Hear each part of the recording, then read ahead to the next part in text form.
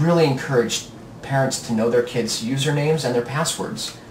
Just for this reason, just so that they can go log in as the child once in a while and see what's happening.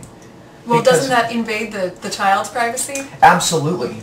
Okay. Which we totally encourage. Yeah, because, you know, I know we're really concerned in this great country of America about our privacy and our rights, and I'm 100% advocate of the Fourth Amendment of the Constitution. You know, the Fourth Amendment of the Constitution protects you and me from unreasonable searches and seizures from who? From the government. From the government, right? From law enforcement, which means your child's privacy should absolutely be protected from me, Detective Griffiths. Unless I've got a warrant signed by a judge, I can't get into your child's computer. That's the way it should be. Mom and dad are not law enforcement. I think a lot of parents kind of have this misconception, this confusion of, well, what about my child's rights of privacy?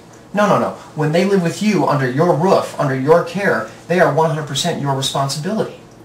And they have no rights of privacy under your roof. You know, go through your kids' underwear drawer and their sock drawer and under their mattresses and in their closet and in their computers. Your job is to protect them as a parent. And I think a lot of parents these days think that their job is to be their kid's best friend. And I think that really happens a lot in single-parent situations.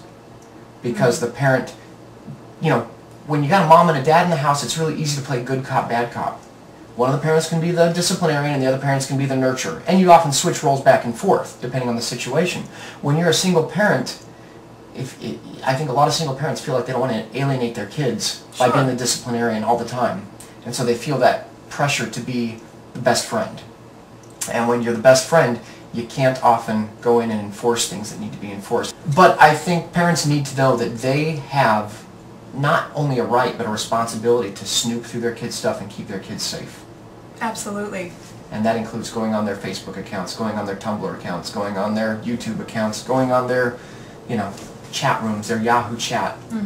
And I think, you know, if you're on Yahoo chat for an hour and you start seeing all kinds of interesting conversations, people soliciting your kids, talking to them about sex, talking about mature topics and themes that you as a parent really don't feel comfortable having strangers talk to your kids about, then there's a big red flag right there. Sure.